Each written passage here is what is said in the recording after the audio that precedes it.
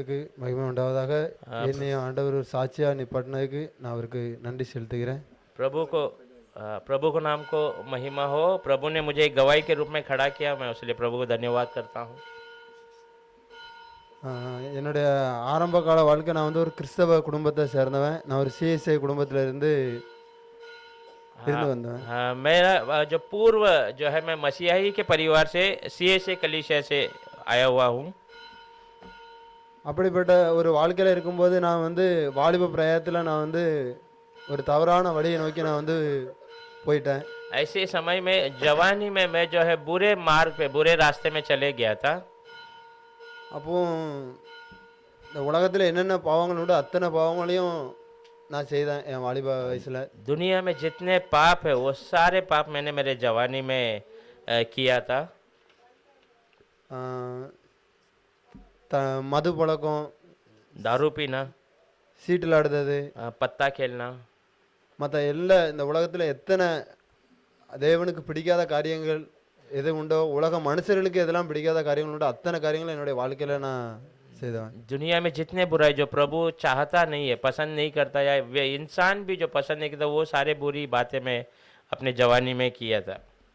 இப்படி என்னுடைய வாழ்க்கையை நான் வந்து வாழ்ந்து கொண்டிருக்கல. நான் வந்து வீட்டுக்கு பிடிக்காத ஒரு காரியங்களும் நான் வந்து செய்து நாங்கள் வந்து காதல் திருமணம் தான் நான் வந்து செய்து கொண்டேன். हाँ, जो ऐसा मैं बुरे मार्ग में था तो घर में भी पसंद नहीं करते थे मेरे को, और मैंने जो लव मैरिज कर दिया था।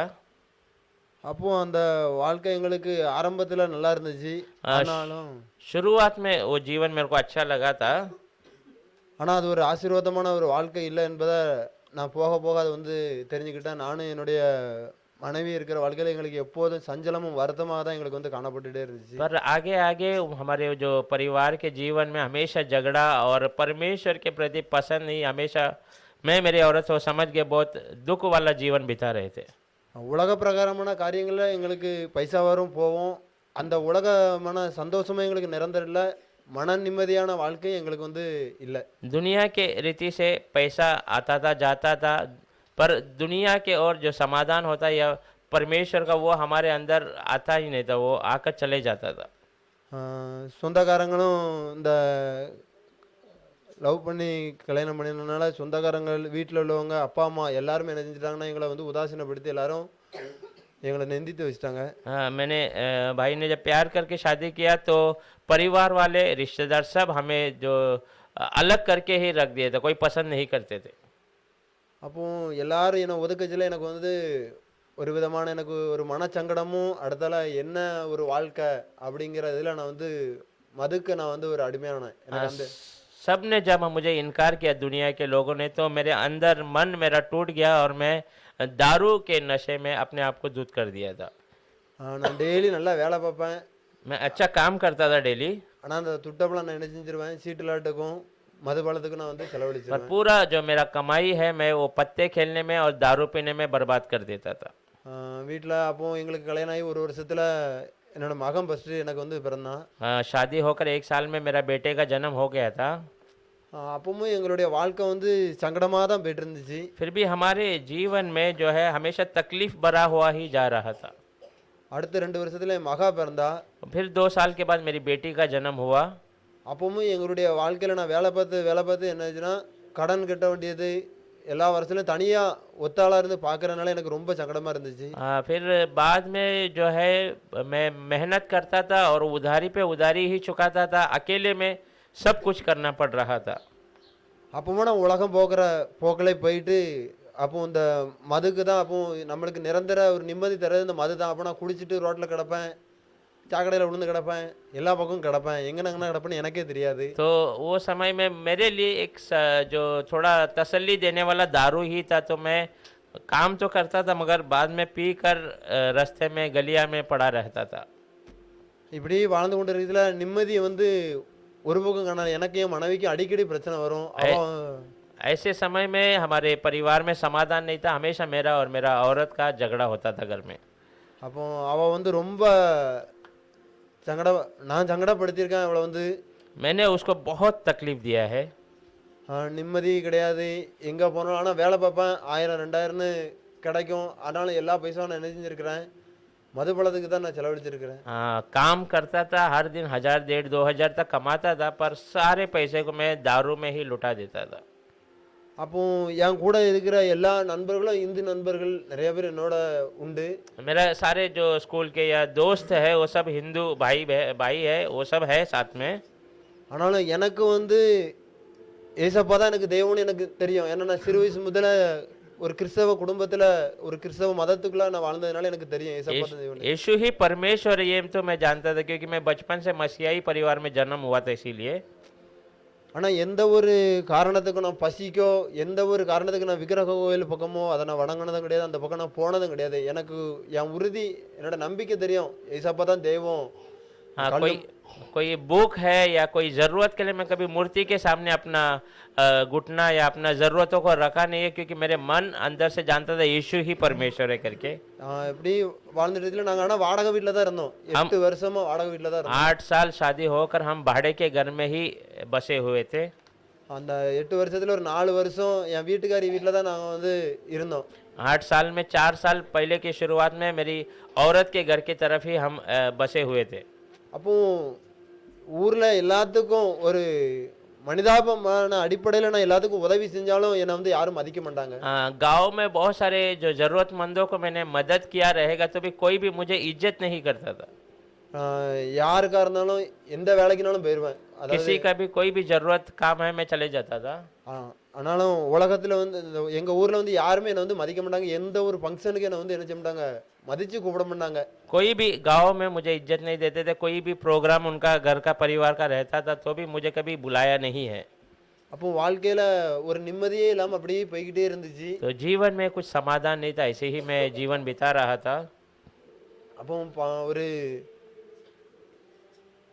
சர்ச்சில் வேலை பார்க்கணும்னு சொல்லி நம்ம இந்த சத்தியத்தில் இருக்கிற ஜேம்ஸ் பாஸ்டரோட இருக்கிற சஞ்சித்னு ஒரு என் ஃப்ரெண்டு ஒருத்தர் இருக்கிறாரு. हाँ, जेम्स पास्टर के साथ भाई संजीत करके है जो इनका मित्र है स्कूल का। उन्होंने बोला कलीसिया हमारा बांध काम हो रहा है, वहाँ पे आपको काम करने आना है करके। நான் வந்து டைல்ஸ் வேலை வந்து எடுத்து செய்கிற ஒரு வேலை வந்து பார்த்துட்டு இருக்கிறேன். भाई जो है वो टाइल्स बिठाने का काम करते थे। அந்த டைல்ஸ் வேலை வந்து நான் பார்க்குறேன்னு அவனுக்கு நல்லா தெரியும். और वो संजीत भाई को पता है कि ये भाई जो है टाइल्स का अच्छा काम करते हैं करके। அப்போ அப்படி பார்த்துட்டு இருந்துச்சுல அவன் வந்து சர்ச்சில் வடக்கங்குளத்தில் வந்து டைல்ஸ் போடணும், நீ வா பாஸ்டரை பார்த்து பேசுவோம் அப்படின்னு சொல்லி என்னை வந்து கூப்பிட்டுருந்தான். तो वो भाई ने मुझे बुलाया, तो वहाँ पे कलीसिया हमारा वड़ाकंगोला में बन रहा है, वहाँ पे टाइल्स का काम तो करना है, तो आजा मैं तेरे को पास्टर से मिला था, उनसे बात कर ले करके।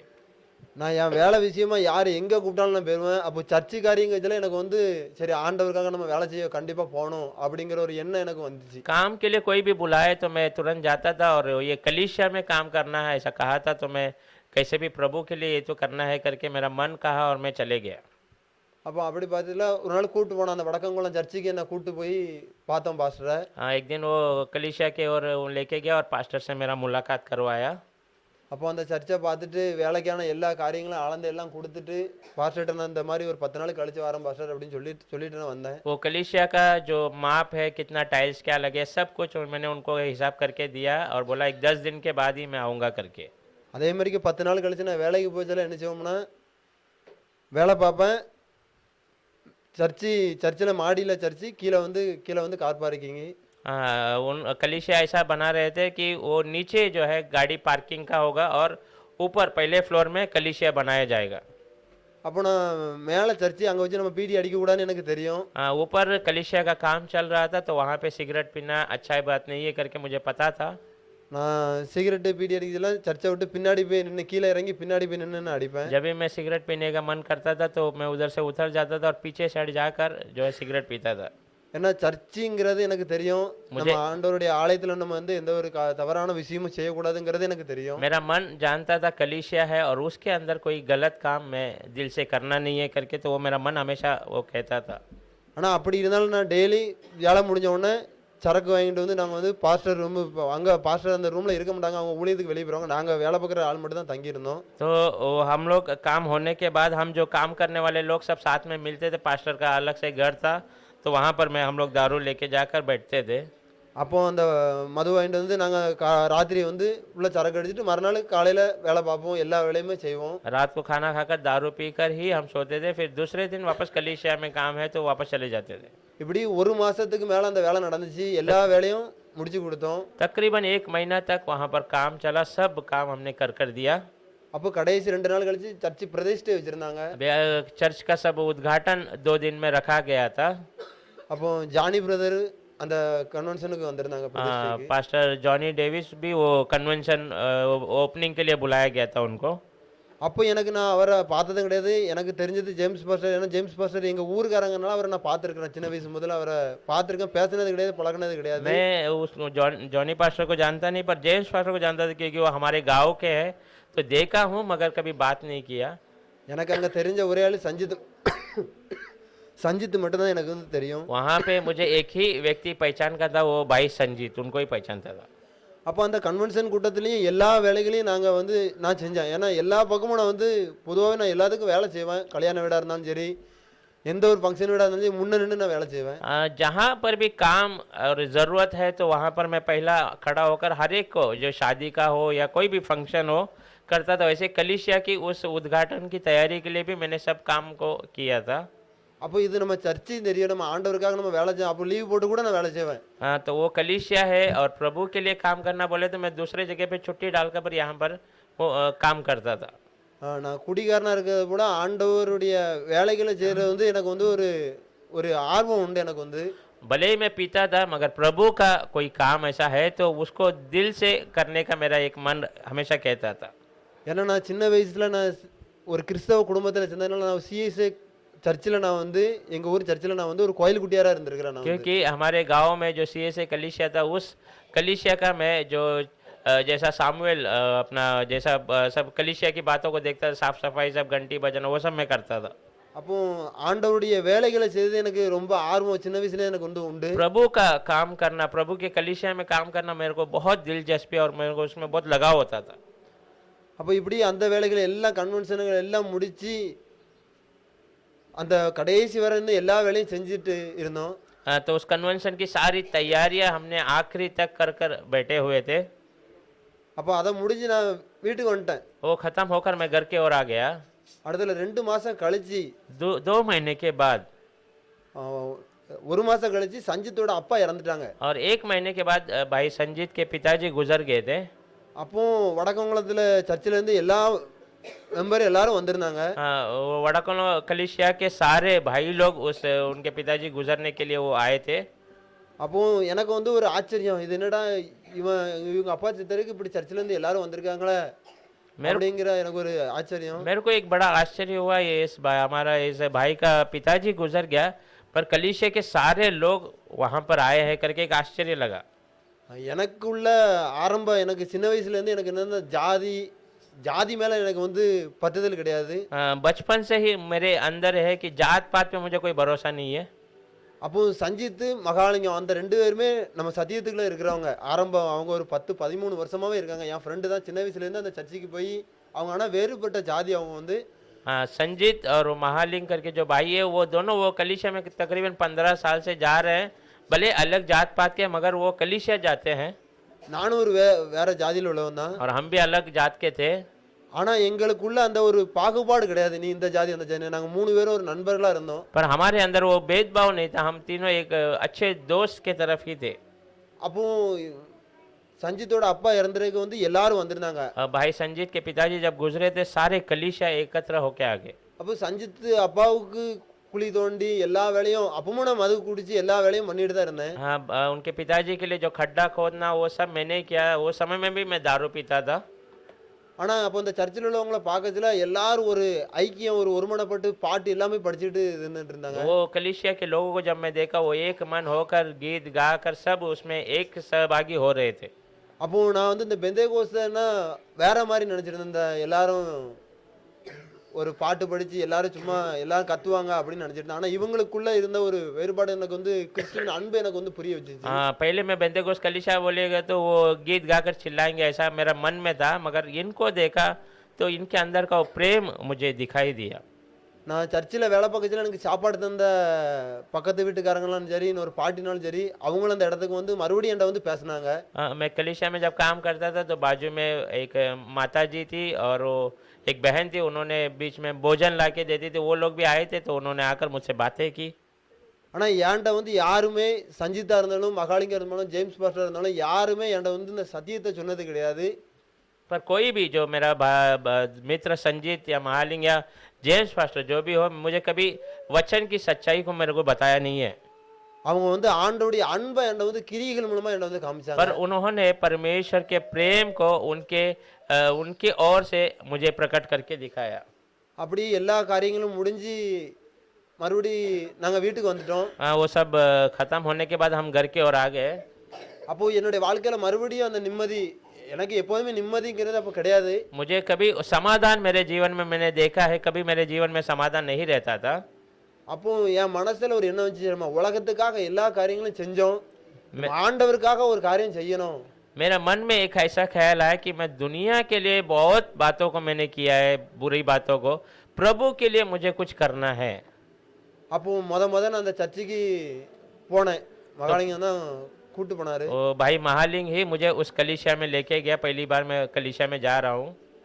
அப்போ அந்த சர்ச்சில் நான் போய் உட்காந்து இனிமேல் ஆண்டவருக்காக நம்ம வாழணும் அப்படிங்கிற ஒரு வைராக்கியத்தோட நான் வந்து போனேன். उस कलीसिया में ऐसे मैं मन में ठान लिया था, अब मैं प्रभु के लिए मैं जीना चाहता हूँ करके गया था। ஆனாலும் இன்னொரு மனசுல என்ன தோணுச்சுன்னா, நம்ம வந்து நம்ம குடிச்சு எல்லாத்தையும் நம்ம அழிச்சனால இந்த ஊருக்காரங்க யாரும் என்ன வந்து ஏற்றுக்கொள்ள மாட்டாங்க. दूसरा तरफ मन ऐसा कह रहा है मैं पी के सब खत्म कर देना, नाश कर देना, क्योंकि गांव वाले मुझे कोई स्वीकारते नहीं है।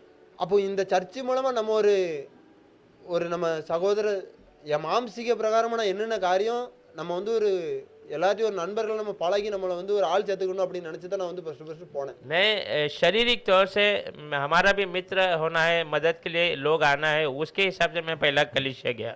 அப்போ என்னுடைய வாழ்க்கையில நான் வந்து சரி இனிமேல் உலகத்துக்காக நம்ம எந்த காரியமும் செய்யக்கூடாது, ஆண்டவருக்காக நம்ம எல்லா காரியங்களும் செய்யணும் அப்படின்னு சொல்லிட்டு நான் சர்ச்சை நோக்கி போய்கிட்டே मैं இருந்தேன். कलीसिया की ओर बढ़ने लगा कि अब मैं दुनिया के लिए नहीं, मैं प्रभु के लिए कुछ करना चाहता, जीना चाहता हूँ करके। அப்போ நான் முதலாவது அந்த ஆண்டவருக்கு ஒரு பொருத்தனை பண்ணேன். मैं पहला प्रभु से एक वाचा बांधा था। ஆண்டவரே இனிமேல் நான் என்ன செய்ய மாட்டேன், குடிக்க மாட்டேன் प्रभु मैं अब से जो है दारू को हाथ नहीं रखूंगा। அப்படின்னு நான் ஒரு பொருத்தனை பண்ணிட்டு நான் போயிட்டேன். ஆனால் நான் மறுவாரம் தம் அடித்தேன், நான் வந்து பீடி சிகரெட்டு நான் வந்து அடித்தேன். हाँ, मैं वो ऐसा परमेश्वर से वाचा बांध कर चले गया, पर दूसरे हफ्ता मैंने सिगरेट पिया था। அப்போ மறுவாரம் 2 வாரம் கழிச்சு போச்சுல எனக்கு என் மனசாட்சி என்னை குத்துச்சு. हाँ, और 2 हफ्ते के बाद जब मैं कलीसिया गया, मेरा मन मुझे जो है कोसने लगा। அப்போ இந்த ஆண்டவரே நான் விட்டுறேன், எந்த ஒரு கெட்ட பழக்கமும் என்னுடைய வாழ்க்கையில இனிமேல் நான் ஏறெடுத்து பார்க்க மாட்டேன் ஆண்டவரே அப்படின்னு நான் போனேன். मैं ये परमेश्वर से फिर से वाचा बांधा, प्रभु ये भी बुरी बातें मैं निकाल दूंगा, मेरे मन में कोई बुरी आदतों को नहीं रखूंगा करके मैं प्रभु से वाचा बांध कर गया। அப்போ நான் மறுபடி நானா ஆர்வம் எடுத்து சர்ச்சு வேலை, அங்க ஒரு சுரேந்தரன் ஒரு அண்ணன் தான் எல்லா காரியங்களும் செய்வாரு. वहाँ पर भाई सुरेंद्र करके एक व्यक्ति है, वही कलीसिया का सब कामों को तैयारी करते थे। அப்போ அவரோட இணைஞ்சு நானும் அந்த காரியத்தை சர்ச்சு காரியத்தை நானா இன்ட்ரெஸ்ட் எடுத்து காலையிலே ஒரு 8 மணிக்கு போய், எங்களுக்கு 10 மணிக்கு ஆராதனை, நாங்கள் ஒரு 8 மணி 7:30 முன்னாடி எல்லா காரியங்களும் செஞ்சு வச்சிருக்கோம். 10 बजे कलीसिया शुरू होता था, मगर हम लोग एक 7, 7:30, 8 बजे के पहले पहुंचकर कलीसिया की सारी तैयारी चटाई सब बिछाने का हम काम करना शुरू कर दिए। அப்படி ஒவ்வொரு காரியங்களுக்காக போக போக நான் முழுசும் ஆண்டவருக்கு இனிமேல் இந்த உலகத்துக்கு, ஏன்னா உலக மனுஷர் எனக்கு யாரும் நல்லது செய்யல எனக்கு. ऐसे ही मैं एक एक काम करते करते मैंने सोचा मैं पूरी तरीके से प्रभु को देना चाहता, क्योंकि दुनिया में मैं जितना भी किया, दुनिया के कोई भी लोग मेरे लिए एक भी मदद के लिए आगे नहीं आए। அப்படி ரட்சிக்கப்பட்ட ஞானஸ்தானம் எடுக்கலாம். நான் 6 மாசம் நான் சர்ச்சுக்கு போய்கிட்டே இருந்தேன். हाँ, उद्धार नहीं पाया ना बपतिस्मा लिया, परंतु 6 महीना मैं ऐसे ही सुबह सुबह कलीसिया हफ्ते हफ्ते पहुंच जाता था। யாருமே என்கிட்ட வந்து இது வந்து உன்காடு சத்தியம் இப்படிதான் ஞானஸ்தானம் எடுக்கணும்னு யாரும் என்கிட்ட சொல்லவும் இல்லை. किसी ने भी मुझे बताया नहीं कि ये एक ही परमेश्वर है और ऐसे ही बपतिस्मा होता है, ऐसा कोई बताया नहीं है। அப்போ என்னோட ஆரம்ப காலத்துல நான் கிறிஸ்துவை ஏற்றுக்கொண்டு நான் சாட்சியா வாழ்ந்த அந்த ஒரு 3 வார காலத்துல நான் டிவி மெசேஜ் கேட்பேன். मैं जब शुरुआत में प्रभु को ग्रहण किया, उस समय में टीवी में संदेश आता था, उसको मैं सुनता था। நான் என்னுடைய பாவ பழக்கத்தை விடுதல அந்த டிவி சினிமா பார்க்குற பழக்கத்தை அந்த 3 நான் அன்னைக்கே நான் வந்து விட்டுட்டேன். मैंने 3 बुरी बातें, दारू पीना, सिगरेट पीना और पिक्चर देखना, तीनों बातों को उसी दिन प्रभु के सामने छोड़ दिया था। அப்போ நம்ம ஆண்டவருடைய வேலைக்கு போய்ட்டு வந்து மெசேஜ் மட்டும் கேட்பேன். जब मैं काम पे जाके आता था तो मैं संदेश सिर्फ टीवी में सुनता था। அப்போ தூத்துக்குடியில இருந்து திராட்சைப்பழ தோட்டத்துல உள்ள ஒரு பிரதரோட மெசேஜ் நான் கேட்டுட்டு இருந்தேன். जो तूतुकुड़ी गांव करके है वहाँ पे जो अंगूर के वो एक है उनका मैं संदेश सुन रहा था। அப்போ அந்த மெசேஜ் கேட்டுட்டு இருக்குதுல அவர் வந்து ஒரு வாக்கியம் சொன்னாரு. அது வந்து என் மனசுல ரொம்ப ஆழமா பதிஞ்சிச்சு. उन्होंने एक बातों को कहा जो मेरे दिल के अंदर तक वो बातें बस गई थी। நீ ராஜாக்களோடும் பிரபுக்களோடும் உட்கார்ந்து நீ வந்து உன்னை பந்தி இருக்க பண்ணுவ அப்படின்னு சொல்லி ஒரு வார்த்தை तो சொன்னாரு. राजाओं के बीच में और प्रभुओं के साथ तुझे मैं भोजन के लिए बिठाऊंगा करके वो जो बातें कही मेरे दिल में छू लिया था। அப்போ இந்த வசனம் எனக்குள்ள நிறைவேறுமா அப்படின்னு எனக்கு நான் அந்த வசனத்தை விசுவாசித்தேன். இதெல்லாம் எப்படி என்னுடைய வாழ்க்கையில நடக்குங்கிற ஒரு எண்ணம் எனக்கு இருந்துச்சு. ये वचन मेरे जीवन में पूरा होगा क्या करके मैंने विश्वास किया और वो वचन मेरे जीवन में कार्य करने लगा। அப்போ இந்த மெசேஜ் இப்படி கேட்டுட்டு இருந்துச்சுல எனக்கு வந்து அடுத்தல கடிந்து கொள்ளுதல் மேல எனக்கு வந்து ரொம்ப ஒரு பிரியம் உண்டு. ये सुनते सुनते फिर जो है डांटना कलीसिया वचन में जो डांटा जाता है बहुत सारी बातों को उसके बारे में मुझे बहुत पसंद लगता था।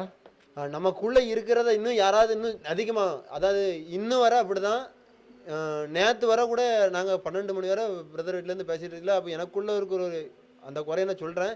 ஆனா அந்த ஆரம்ப காலத்துல இன்னும் எனக்குள்ள ஏதாவது குறை உண்டா அப்படிங்கறத நான் வந்து தேடி தேடி பார்த்துட்டே இருந்தேன். मेरे मन के अंदर मेरी कमियां को मैं ढूंढ के उसको निकालने का बहुत प्रयत्न करता। कल रात को पास्टर से 12 बजे बात की तो भी वही बातों को मैं ये करता था। அப்போ சென்னையில வந்து ஹார்ட்வின் மோசஸ்னு ஒரு பிரதர் இருக்கிறாரு. चेन्नई में हार्डविन मोसेस करके एक भाई है। அவர் வந்து எல்லா விஷயங்களும் நல்லா கடிந்து பேசுவாரு. சர்ச்சுக்கு வர விஷயங்கள்ல ஃபுல்லாமே கடிஞ்சு பேசுவாரு. वो कलीसिया में आने वाले हर एक बातों को कठोरता से लोगों को समझाता था। அப்போ எம்டி ஜெகன்னு ஒரு ஆளு சென்னையில அவரும் நல்லா கடிந்து இந்த வருகை குறித்தான காரியங்களை குறித்து நிறைய பேசுவாரு. एमडी जगन करके एक भाई है उनका भी संदेश आता है वो कि प्रभु के आगमन के बारे में बहुत सारी बातों को उन्होंने भी बताया है। இந்த காரியங்கள் நடக்கும்போது எனக்கு வாரம் சர்ச்சில் நடக்கிற மெசேஜ் வந்து இவங்க இந்த 3 பேர் கொடுக்குற மெசேஜும் இந்த சர்ச்சில் கொடுக்குற மெசேஜ் எனக்கு கொஞ்சம் வித்தியாசம் வேறுபட்டுச்சு. ये तीनों जो देने वाले संदेश और कलीसिया में जो हमें मिल रहा है संदेश वो थोड़ा अलग मुझे दिखाई दे रहा था। அப்போ ஜேம்ஸ் பாஸ்டர் எந்த ஒரு காரியத்தை பேசினாலும் ஆதாரத்தை வச்சு வேத வசனத்தை வச்சு பேசுவாங்க. पास्टर जेम्स कुछ भी संदेश निकालते तो परमेश्वर के वचन को उसमें स्थिर करके उसमें बता कर ही वो बातें करते थे। ஆனா ஜேம்ஸ் பாஸ்டர் வந்து மாசத்துல ஒரு நாள் மட்டும் தான் எங்க சர்ச்சுக்கு வருவாங்க. पर महीने में एक हफ्ता ही वो अम्बे के कलीसिया में आते थे। ஜான் பிரதர்னு சொல்லி இன்னொரு பிரதர் தான் அங்க நடத்திட்டு இருந்தாங்க. भाई जॉन करके एक ब्रदर ही वहां पे चलाते थे। அப்போ எனக்கு எந்த ஒரு சந்தேகம் வந்தாலும் நான் அவர்கிட்ட கேட்பேன். कुछ भी मुझे शंका वचन में होता तो भाई जॉन से मैं पूछता था। ஆனா அவர் வந்து ஒரு உலக பிரகாரமான காரியங்களை நோக்கி மட்டும்தான் சொல்லுவாரே தவிர ஆவிக்குரிய காரியங்களை எனக்கு வந்து அவர் சொன்னதே கிடையாது. वो दुनिया की रीति के बारे में ज्यादा वो बताता था पर आत्मिक रीति के बातों को वो ज्यादा मुझे बताया नहीं। அப்ப அந்த ஆரம்ப காலத்துல இருந்து நான் அவரோட ரொம்ப வந்து நெருங்கி அவரோட போக மாட்டேன். ஜேம்ஸ் பாஸ்டர் எப்போ வருவாங்க அவர்கிட்ட இதெல்லாம் நம்ம கேட்கணும் அப்படிங்கிற ஒரு எண்ணமும் ஆர்வமும் எனக்கு तो வந்துச்சு. शुरुआत से ही मैं वो जॉन पास्टर से बातें करता था पर जेम्स पास्टर का इंतजार करता था क्योंकि वो आत्मिक बातों को जानने का मेरा मन में बहुत आशा रहता था। அப்போ மறுபடியும் நான் டிவி பிரசங்கம் தான் மறுபடியும் நான் அதிகமா கேட்டுக்கிட்டே இருப்பேன். और मैं टीवी का प्रचार जो भी आता था वो मैं हमेशा सुनते रहता था। அப்போ சஞ்சித் வந்து நீ இந்த செல்லுலயும் கேட்பேன். அந்த அவங்க எம்டி ஜெகன் மெசேஜ் எல்லாம் செல்லுலயும் கேட்பேன். मोबाइल में भी उनके संदेश कमेटी जगन के मैं सुनता था। அப்போ வீட்டு பக்கத்துல உள்ளவங்க எல்லாம் வச்சு காட்டுவேன். ஆண்டோடி வருகை இப்படி இருக்கு சீக்கிரம் போணும் அப்படின்லாம் நான் சொல்லியிருக்கேன். घर के बाजू के लोगों को भी मैं कहता देखिए परमेश्वर का आगमन कैसा आने वाला हम सब उसमें तैयार होना जाना है करके।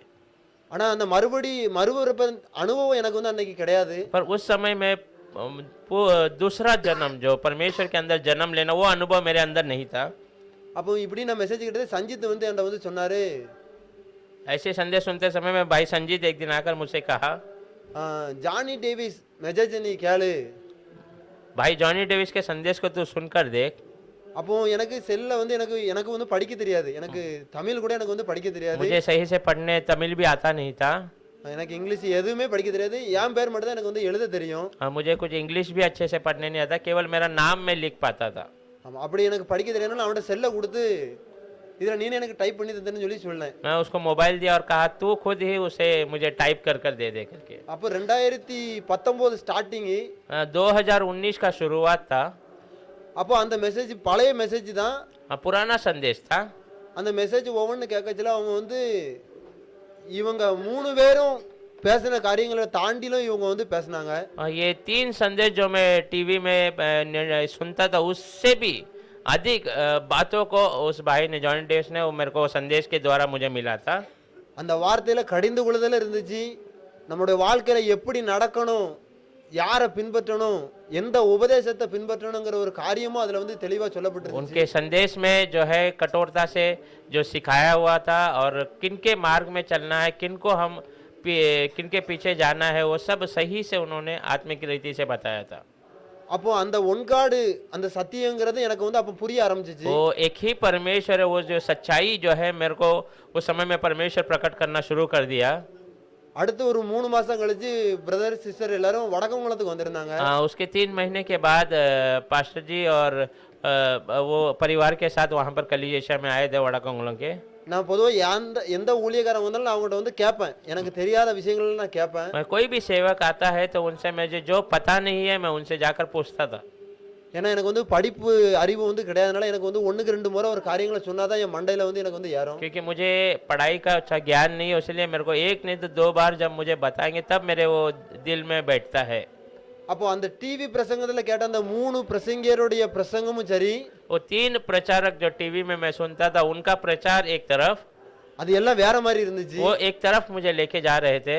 ஆனா இங்க வந்து ஜேம்ஸ் பாஸ்டருடைய உபதேசமும் பிரதர்ட்ட பேசின நம்ம பொண்ணுதர பிரதர்ட்ட பேசின ஒரு ஆலோசனையும் ஜானி பிரதருடைய மெசேஜும் ஒன்று போல சேர்த்துச்சு. पर यहाँ पर भाई जेम्स पास्टर के जो संदेश है, जॉनी डेविस है के जो संदेश या पुंत्रा पास्टर का जो बातें उन्होंने बताया वो मुझे एक तरफ लेके गया। அப்போ பொண்ணுதர பாஸ்டர் வந்து எனக்கு வந்து பிரசங்கம் பண்ணது கிடையாது, நான் பிரசங்கம் பண்ணதை நான் கேட்டிருக்கேன். அன்னைக்கு ஃபர்ஸ்ட் ஒரு 2 நாள் கூட்டத்தில் நான் இருந்து கேட்டிருக்கேன். पुंत्रा पास्टर ने जो संदेश दिया था उसको मैं सुना है, पर मेरे लिए उन्होंने प्रचार नहीं किया।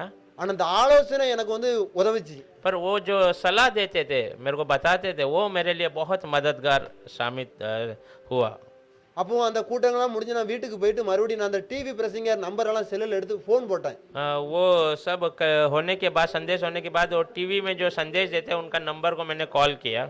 அப்போ அவங்ககிட்ட கேட்டேன், வேத வசனத்துல ஞானஸ்தானங்கிறது இப்படி கொடுத்திருக்கிறது, அப்போ இதை குறித்து நீங்க என்ன சொல்றீங்க அப்படின்னு அவங்ககிட்ட கேட்டேன். मैं उनसे बातें किया कि वचन के अनुसार बपतिस्मा के बारे में ऐसा दिया गया है, उसके बारे में आप लोग क्या कहते हैं। அப்போ அந்த டிவி முத டிவி பிரசங்கத்துல கேட்ட அந்த தூத்துக்குடிக்காரர் போனை வச்சுட்டாங்க. तूतुकुड़ी का जो वो पासबान है जो मैं उनका संदेश सुनता था, उन्होंने अपना फोन रख दिया, काट दिया। அப்போ ஹார்ட்வின் மோசஸ்டையும் நான் வந்து கேட்டேன். हाँ, हार्डविन मोसेस जो चेन्नई में थे उनसे भी मैंने बातें की। அப்போ நான் எந்த ஊழியக்காரங்கள்னா நான் வந்து கேட்டுருவேன், இந்த வசனம் இப்படி இருக்க, இவங்க வசனத்தின்படி சொல்றாங்களே, நீங்க சொல்றது ஏன் இப்படி இருக்கு அப்படின்னு சொல்லி நான் வந்து கேட்டுருவேன். कोई भी सेवक है, मैं सीधा सीधा वचन में ऐसा लिखा है, ये सेवक ऐसा बता रहा, आप क्यों ऐसा बता रहे करके सीधा पूछ लेता था।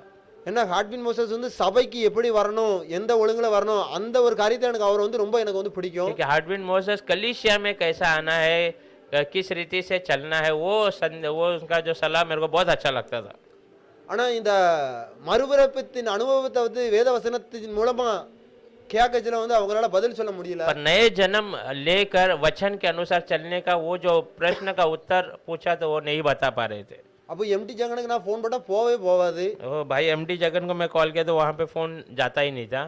அப்போ இவங்களால பதில் தர முடியல இந்த வசனத்துக்கு.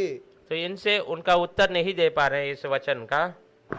சில சென்னையில் இன்னொரு பாஸ்டர் இருந்தாங்க, அவங்ககிட்டையும் கேட்டேன். அவங்க வந்து இதெல்லாம் தப்பு, தவறான உபதேசம் அப்படிங்கிற ரீதியால அவங்க வந்து சொன்னாங்க. ஆனா வேதவசனத்தை அவங்களால நிரூபிக்க முடியல. और एक चेन्नई के पास्टर से पूछा, उन्होंने कहा कि ये सब गलत उपदेश है करके कहा, पर वचन के अनुसार वो नहीं बता रहे थे।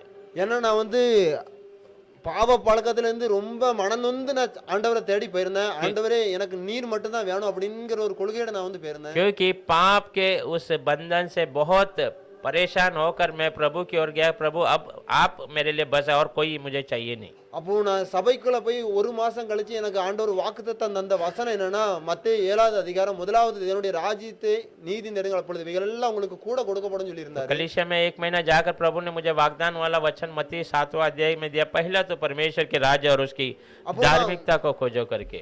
அப்போ தேவனுடைய ராஜ்யத்துக்கும் அவருக்காக நம்ம உண்மையா ஓடத்துல தான் அந்த மெய்யான ஆசீர்வாதங்களா. ஏன்னா அந்த வசனம் சொல்லுது மத்தேயு 7வது அதிகாரம், वो वचन हम पढ़ेंगे मत्ती 7वां का அந்த ஒரு வசனத்தை மட்டும் நான் வாசிக்கிறேன். वो एक वचन मैं पढ़ता हूँ। மத்தேயு 7வது அதிகாரம் मत्ती का किताब 7वां अध्याय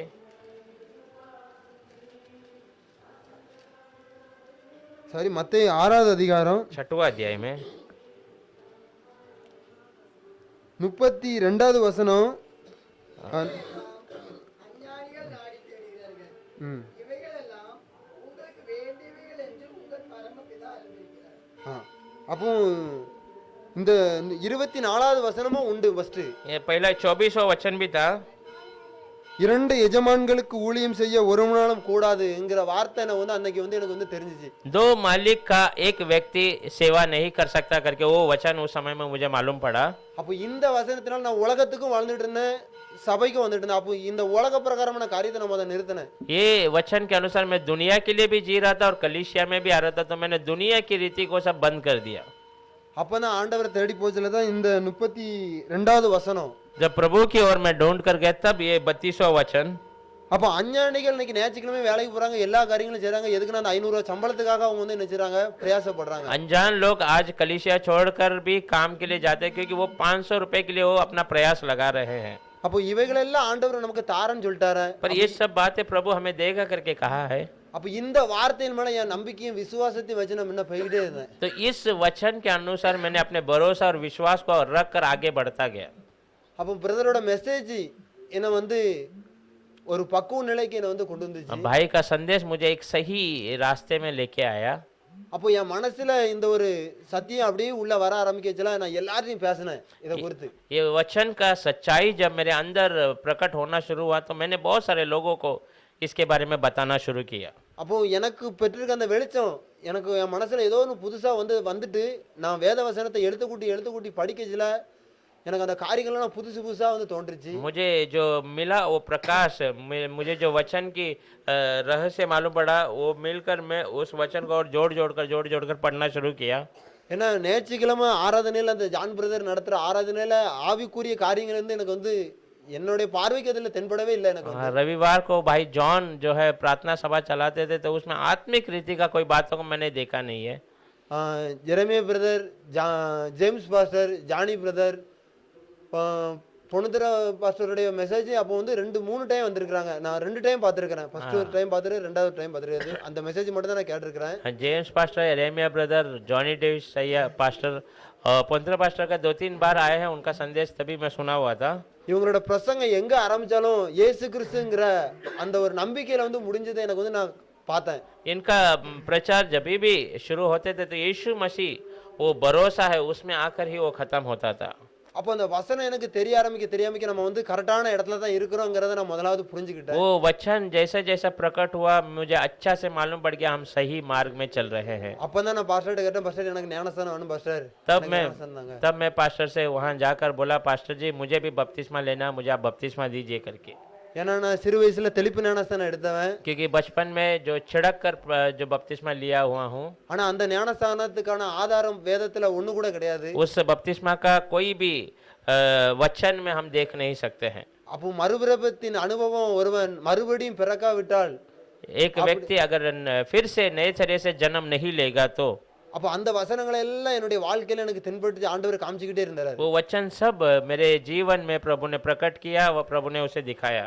எனக்கு வந்து நான் வந்து படிச்சு எனக்கு புரிஞ்சுக்கிட்டதுல ஒரு ஆள் சொல்லச்சல நான் அது வந்து கேட்டா எனக்கு வந்து நல்லா மண்டையில இருந்து எனக்கு புரிஞ்சுக்கிடும். मैं पढ़कर समझने से अच्छा कोई व्यक्ति मुझे बताता है तो मैं तुरंत उसको अच्छे से समझ लेता हूँ. அப்போ அந்த ஒவ்வொரு வசனங்களையும் பிரசங்கத்தின் மூலமா வருகிற ஒவ்வொரு வசனங்களையும் நோட் எடுத்து எழுதி வச்சிருப்பேன். तो प्रचार में आने वाले हर एक वचन को मैं लिख कर रख लेता था. அப்போ அந்த வசனங்களை நான் மறுபடியும் வீட்ல போய் நான் பார்ப்பேன். उस वचन को फिर मैं घर पर जाकर देखता था. அப்போ அந்த வசனங்கள்லாம் அப்படியே அந்த வேதத்துல இருக்கும் சொன்ன காரியங்களும் கரெக்டா இருக்கும். वो वचन जब जो मैं जाके देखता था वचन में लिखा हुआ और उन्होंने जो बातें कही सब बराबर दिखाई देता था. அப்போ நான் உடனே பாஸ்டர்ட்ட சொல்லிட்டேன், பாஸ்டர் எனக்கு அடுத்த வாரம் எனக்கு ஞானஸ்தானம் எனக்கு தந்துருங்க பாஸ்டர். அப்படி ஞானஸ்தானம் கொடுத்துருங்க பாஸ்டர். அப்படின்னா அப்போ பாஸ்டர் நீங்க உங்களுக்கு அடுத்த வாரமே தந்துருவோம் அப்படின்னு சொல்லிட்டாங்க. पास्टर को मैं जाकर कहने लगा, पास्टर जी मुझे आने वाले हफ्ते में बपतिस्मा चाहिए. तो पास्टर ने बोला ठीक है मैं अगला हफ्ता आपको बपतिस्मा दे देगा. அப்போ இப்படி ஞானஸ்தானம் கொடுக்கும் போதும் மறுவாரம் எனக்கு ஞானஸ்தானம் கொடுத்துட்டாங்க. दूसरा हफ्ता मुझे बपतिस्मा दे दिया है. ஞானஸ்தானம் கொடுத்தோன்னா என்னுடைய என்னுடைய வாழ்க்கையில ஒரு புதுவிதமான காரியங்களை நான் அனுபவிக்க ஆரம்பிச்சேன். मेरे जीवन में नई नई बातों को मैंने अनुभव करना शुरू कर दिया था। என்னுடைய வாழ்க்கையில இன்னைக்கு வரை எனக்கு வந்து பணத்துக்கு வந்து சங்கடம் தான். ஆனாலும் ஒரு ஆண்டவர் தர ஒரு மெய்யான ஆசீர்வாதத்தை என்னுடைய வாழ்க்கையில நான் வந்து அனுபவிச்சுட்டு வந்தேன். मेरे जीवन में पैसे की बहुत समय में कमियां दिखती है, परंतु प्रभु का एक सच्चा समाधान मेरे जीवन में हर दिन मैं अनुभव करके आता हूँ। நாங்க வீடே இல்லாம 7 வருஷம் இருந்தோம். 7 साल से अधिक मैं बिना घर का भाड़े के घर में रहता था। எங்க அம்மா அப்பா என்கிட்ட வந்து சரியான விதத்துல வந்து பேச மாட்டாங்க. मेरे माता पिता कभी मुझसे अच्छी तरीके से बातें नहीं करते थे। அப்போ நான் ஆண்டவர் பக்கமா வந்ததை பார்த்து சில பேர் சந்தோஷப்பட்டாங்க, சில பேர் என்ன நினைச்சாங்கன்னா இவன் ஒரு 2 மாசம் இருப்பான், மறுபடியும் இவன் வந்து குடிக்க போயிருவான். पर मैं प्रभु की ओर जब जाने लगा तो थोड़े लोग थोड़ा खुशियां मनाए, थोड़े लोग कहने लगे 2 महीने का रहेगा, बाद में अपने पुराने मार्ग में पीना शुरू कर देगा। அப்போ என்னோட இருந்தவங்க நிறைய பேர் என்கிட்ட சேலஞ்ச் பண்ணாங்க. 5000, 10,000, 1000 என்கிட்ட நிறைய பேர் பெட் கட்டிருக்காங்க. बहुत सारे लोग 5,000, 10,000 तू वापस से अपना पुराना रास्ते में चला जाएगा करके मुझसे ये किया था।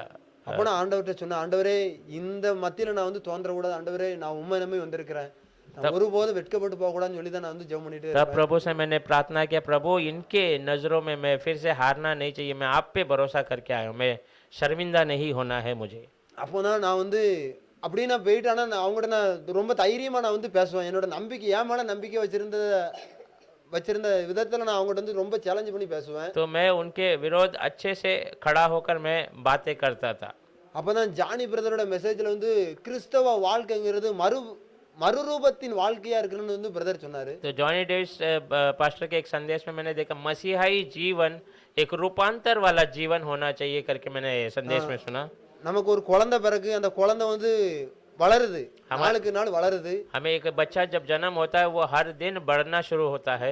அப்ப அந்த வாழ்க்கையை தான் ஆண்டவர் உன்னிடத்துல எதிர்பார்க்கிறார் அப்படிங்கறத அவங்க வந்து ஒரு பழைய செய்தியில வந்து பேசியிருந்தாங்க. तो बढ़ने वाला जीवन ही प्रभु तेरे अंदर चाहता है करके उन्होंने एक पुराने संदेश में बात किया था।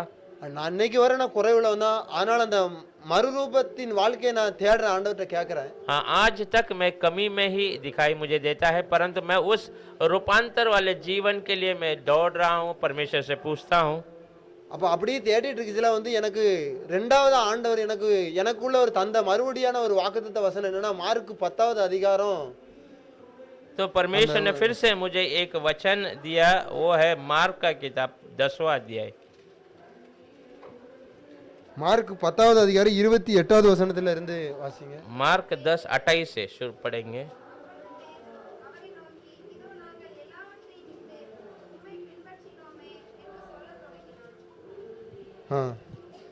அடுத்த வசனம்.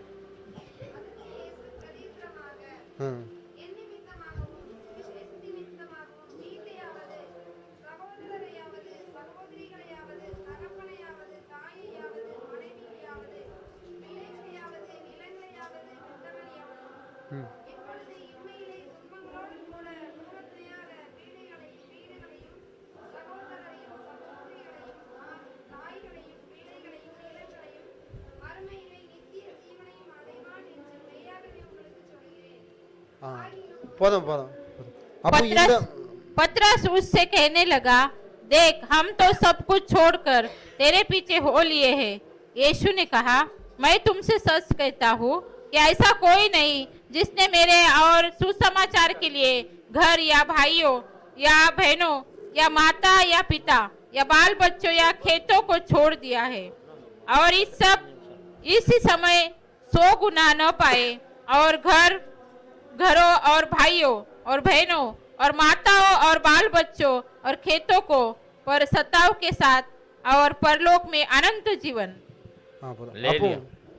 அப்போ இந்த வசனங்களை வந்து எனக்கு வந்து ஆண்டவருக்காக ஒரு வைராக்கியத்தை எனக்குள்ள ஒரு எழுப்புச்சு. ये वचन प्रभु के और में मेरे लिए एक और जो उसमें ताकत दिया था। அப்போ ஆண்டவருக்காக நம்ம எல்லா காரியங்களையும் செய்யணும், प्रभु के लिए मुझे सब कुछ करना है அப்படின்னு நான் ஆண்டவருக்காக எல்லா காரியங்களையும் ஒரு கண்மூடித்தனமா நான் செஞ்சேன். ஏன்னா உலகத்துக்காக நான் நிறைய வேலைகளை செய்வேன், உலகத்துக்காக நான் நிறைய வேலைகளை செஞ்சிருக்கேன். ஆனா மனுஷர்கள் என்ன வந்து நான் மெச்சுக்கொள்ளணும்னு அன்னைக்கு நான் செய்யலை, யாரும் என்ன பாராட்டணும்னு அன்னைக்கு நான் செஞ்சது கிடையாது, இன்னைக்கு நான் செஞ்சது கிடையாது. ஆனாலும் என்ன யாருமே என்ன வந்து ஒரு மனுஷனா கூட என்ன யாரும் என்ன செஞ்சாங்க மதிக்க மாட்டாங்க. क्योंकि दुनिया के लिए मैंने बहुत सारे काम मदद किए, कोई मुझे अच्छा तारीफ करना ऐसा नहीं, परंतु आज लोग फिर भी मुझे एक इंसान के रूप में भी इज्जत नहीं करते थे, इसलिए मैं प्रभु के लिए सब कुछ करने के लिए तैयार हो गया। என்னோட படிச்சவங்க நிலையை பார்த்துட்டு அவங்க எல்லாரும் அப்போ நான் 10ஆம் கிளாஸ் ஃபெயில் 10ஆம் கிளாஸ் வரை தான் போக முடியும், ஏன்னா படிக்க தெரியாதான் அது வரை தானே போக முடியாது, அங்கே பப்ளிக் எக்ஸாம் அதனால முடியாது என்னால. 10वीं तक ही मैं 10वीं के नीचे तक ही पढ़ाई किया, क्योंकि मुझे पढ़ाई जमता नहीं था और उसके बाद गवर्नमेंट एग्जाम था और वो उसमें मैं नहीं जा सकता करके मैं उसके नीचे तक ही पढ़ाई किया। அப்போ நான் உலக அன்புக்காக நான் எங்கிட்ட எனக்கு கூட பிறந்த தங்கச்சி அண்ணன் தம்பி யாருமே எனக்கு கிடையாது, எங்கள் வீட்டில் நான் ஒரே பிள்ளை. मेरे घर में मेरे बहन भाई ऐसा कोई नहीं, तो दुनिया का जो भाई प्रेम नहीं मिला, तो मैं घर का इकलौता था। அப்போ இந்த வசனத்தின் மூலமா ஆவிக்குரிய சகோதர சகோதரிகளையும் சரி ஆவிக்குரிய ஆசீர்வாதமும் சரி என்னுடைய வாழ்க்கையில நான் அன்றாட அனுபவிச்சுக்கிட்டே இருந்தேன். इस वचन के द्वारा आत्मिक रीति से भाईचारा प्रेम, आत्मिक रीति से प्रभु का बातों को मैं हर दिन एहसास करना शुरू कर दिया था। அப்போ இந்த விஷயங்களை முக்கியத்துவம் படுத்தி ரொம்ப நான் அப்படியே மேல மேல வந்துகிட்டே இருந்தேன், எல்லா காரியங்களையும் செஞ்சுக்கிட்டே இருந்தேன். इस वचन को आगे रख कर उसके और मैं आगे बढ़ता बढ़ता चले गया।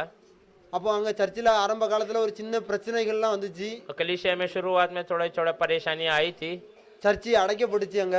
कलीसिया उस समय में बंद भी हो गया था। அப்போ ஒரு வீட்டில் வச்சு நாங்க பிரேயர் ஆராதனை பண்ணிட்டு இருந்தோம். एक घर में हम प्रार्थना शुरू कर दिए थे। அப்போ அந்த கூட்டத்திலே ரெண்டா நின்னவங்க ரெண்டு பக்கமும் பிரிக்க பார்த்தாங்க, ஆனா நானும் வார்த்தையின் பக்கம் தான் நின்னேன். उस समय में वहां पर दो झुंड अलग हो गए थे, फिर भी मैं परमेश्वर के वचन की ओर ही खड़ा था।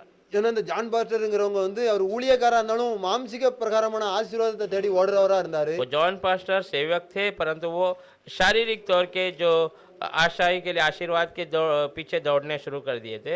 அவர் தீர்க்க தரிசனம் சொல்லுவாரு, ஒரு ஆளை பார்த்தாருன்னா எல்லா காரியம் சொல்லுவாரு. எனக்கு அது மேல எனக்கு நம்பிக்கையே கிடையாது. वो भविष्यवाणी करते थे एक व्यक्ति को देखेगा तो, पर मुझे उस पर भरोसा नहीं आता था। ஏன்னா எனக்கு வந்து வசனத்து மேல எனக்கு ரொம்ப நம்பிக்கையும் விசுவாசம். ஏன்னா ஆண்டவர் பேசிட்டாரு, முதலாவது நீ தேவனுடைய ராஜ்யத்தை எல்லாம் உனக்கு தாரன்னு சொல்லிட்டாரு. क्योंकि वचन पे मेरे को ज्यादा भरोसा था, क्योंकि प्रभु ने यहाँ पर बात किया, तू पहला मेरे राज्य और उसकी धार्मिकता को खोज, सब तुझे मिल जाएगा। அப்போ அந்த நம்பிக்கை அந்த வசனத்து மேல நான் நம்பிக்கை வச்சு நான் போய்கிட்டே இருந்தேன். उस वचन पे मैं भरोसा रखकर आगे बढ़ता गया।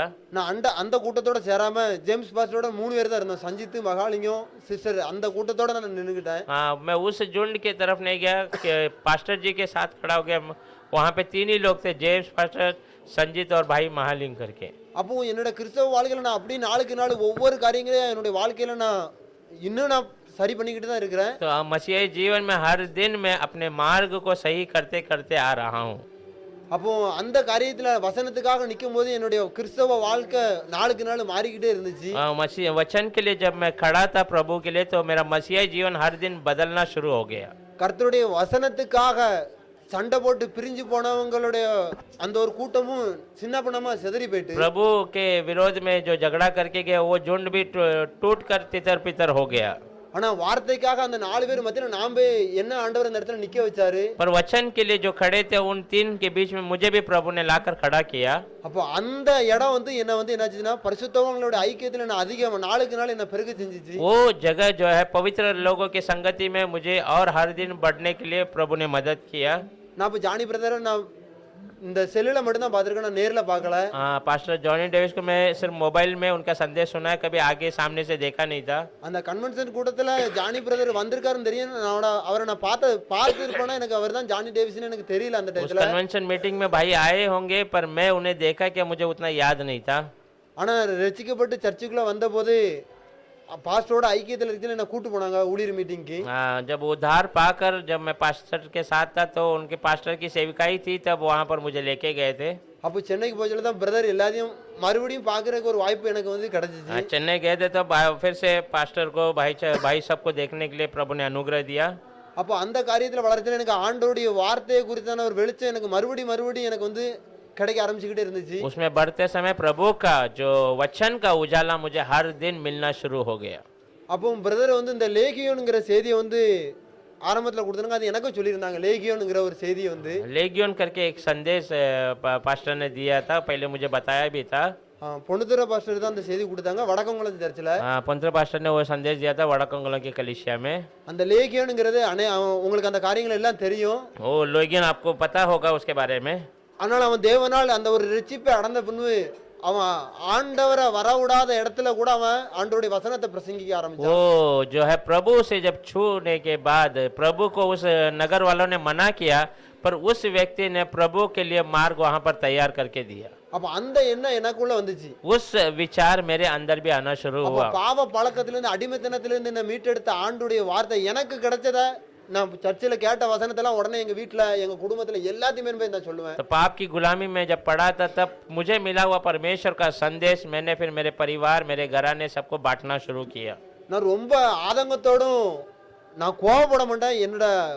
எனக்கு வந்து எனக்கு வந்து எப்படின்னா ஏற்றுக்கொள்ளணும் எல்லாரும் அப்படிங்கிற ஒரு வைராக்கியம் எனக்கு வந்து உண்டு. मुझे गुस्सा नहीं आता, पर मेरे अंदर एक रहता है कि सब लोग इसे स्वीकारना, इसे जान लेना है करके। ஆனா அந்த அன்போட சொல்லிக்கிற மனப்பக்குவம் எனக்கு வந்து पर கிடையாது. वो उसे प्रेम से बताने का वो ज्ञान मुझे नहीं था।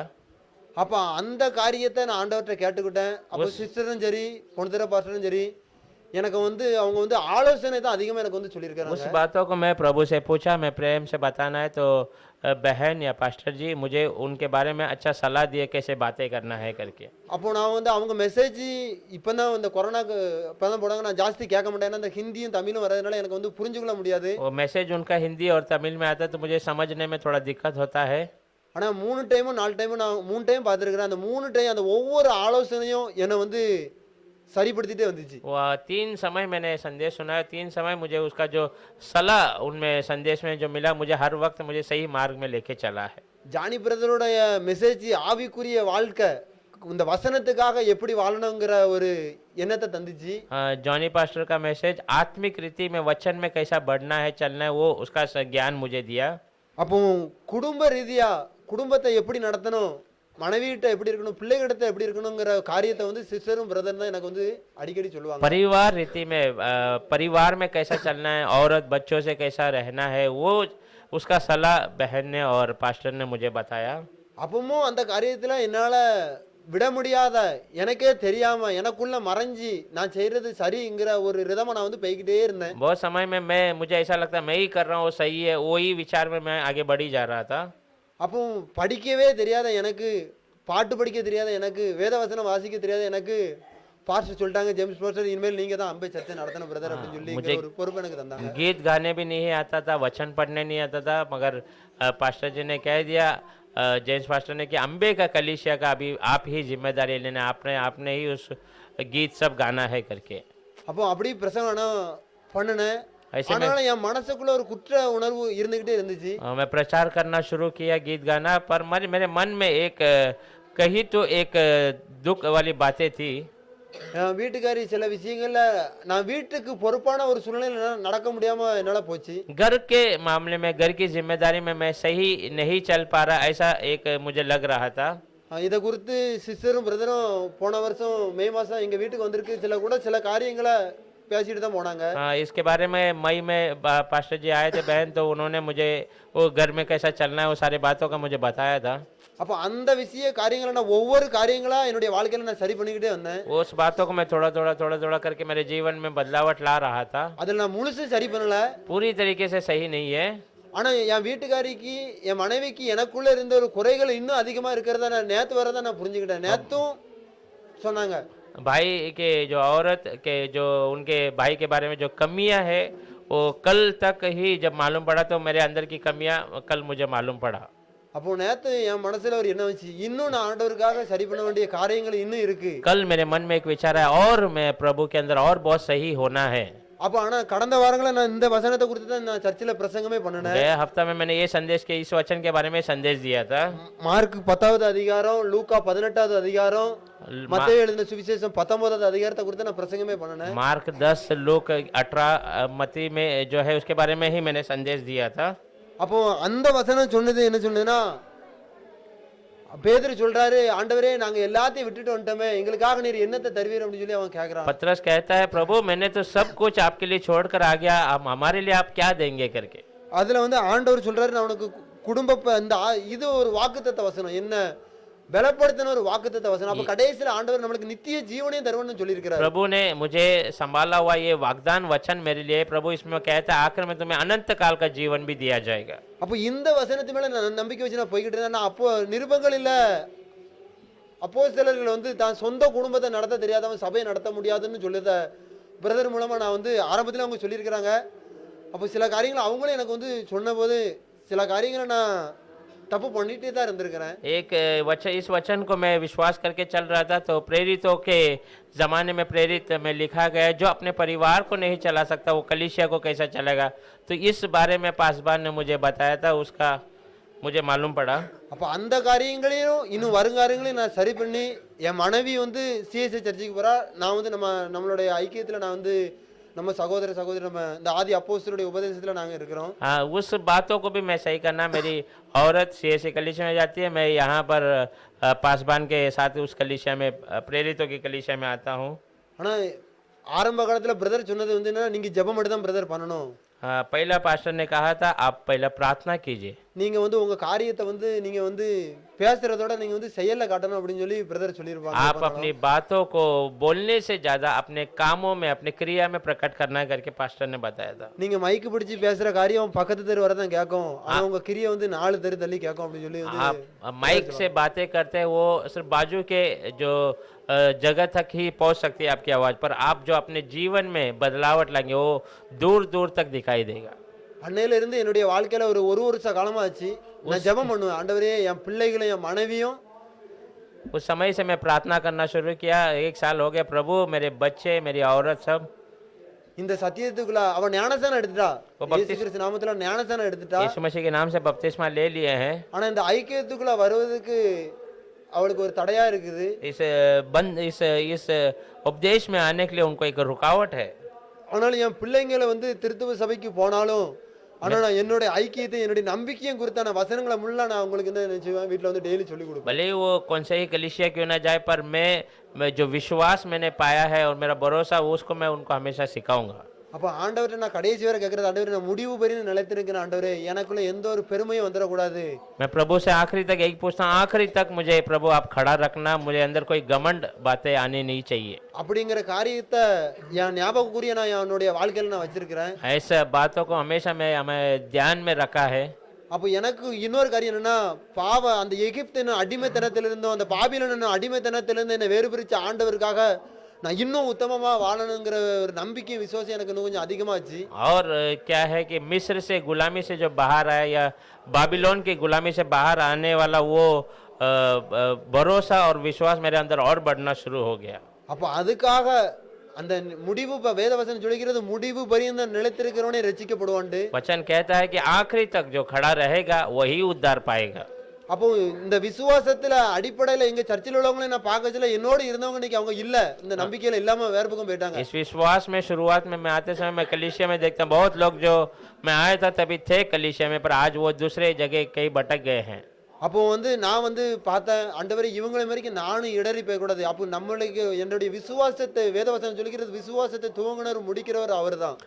पर मैं देखा प्रभु आज खड़ा हूँ तो प्रभु आप मैं भी इनकी तरह भटकना नहीं चाहिए, क्योंकि वचन कहता विश्वास को शुरू और अंत करने वाला प्रभु यीशु मसीह है। அந்த ஒரு நம்பிக்கை விசுவாசத்தை எனக்குள்ள ஏற்படுத்தி நான் வந்து கிறிஸ்துவுக்காக வாழணும்.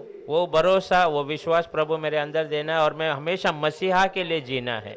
அப்படிங்கிற ஒரு ஓட்டத்துல நான் ஓடுறேன். ऐसे एक दौड़ में मैं दौड़ रहा हूँ। ஆண்டவர் தான் என்ன முடிவு பெரிந்து ஓட எனக்கு கிருபை செய்யணும். प्रभु ही मुझे आखिरी तक दौड़ने के लिए मदद करना चाहिए। நம்ம எல்லாரும் மாம்சத்துல தனித்தனிப்பட்டவர்களா இருந்தாலும் ஆவியில நம்ம எல்லாரும் ஒரு நாள் தேவனுடைய ராஜ்யத்துல நிக்கிற ஒரு சந்ததியாக காணப்படுவோம். हम भले ही शारीरिक तौर से अलग अलग दिखाई दे तो भी आत्मिक रीति से प्रभु के हुजूर में एक ही साथ दिखाई देंगे। அப்போ தேவன் தமது சம்பத்தை சேர்க்க நாளிலே சொல்லியிருக்கிறாரு. तब प्रभु अपनी संपत्ति को एक करते समय ऐसा दिया गया அப்போ है। அந்த காரியங்களை கூட்டி சேர்க்கும் போது நம்ம வந்து ஒரு மகாபெரிய ஒரு கூட்டமாக நிற்கிற காலம் மிக சமீபமா இருக்கிறது. उस समय में जो है हम एक बड़ी झुंड के रूप में प्रकट होने का समय ये है।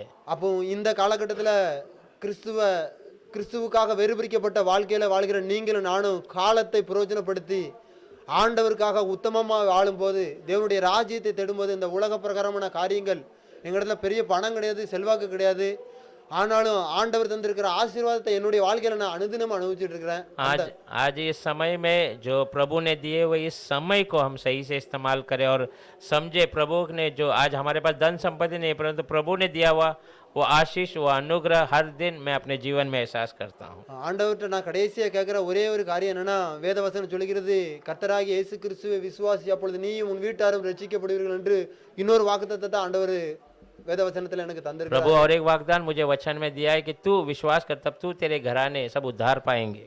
அப்போ இந்த பாபிலோன் என்னும் அடிமைத்தனத்துல இருக்க என் குடும்பம் ரட்சிக்கப்படணும் ஆண்டவரே. तो ये बाबिलोन के उस गुलामी से मेरे परिवार उद्धार पाना है प्रभु. அவங்க கிறிஸ்தவ மதத்துக்குள்ள இருக்கிறாங்க, கிறிஸ்துவுக்குள்ள இல்ல. वो मसीहा के उस धर्म में है पर मसीहा के अंदर नहीं है. அப்ப அவங்களும் ரட்சிக்கப்பட்டு ஆண்டவரை அறிந்து அந்த பரம காணொளியில அவங்களும் வரணும் ஆண்டவரே. वो उद्धार पाना है, वो पाकर उस महा जो बड़ा सच्चा कानान के अंदर वे लोग भी प्रवेश करना है. அது ஒண்ணுதான் என்னுடைய ஆசை, என்னுடைய ஜெபம். वही मेरी आशा है, वही मेरी एक प्रार्थना है.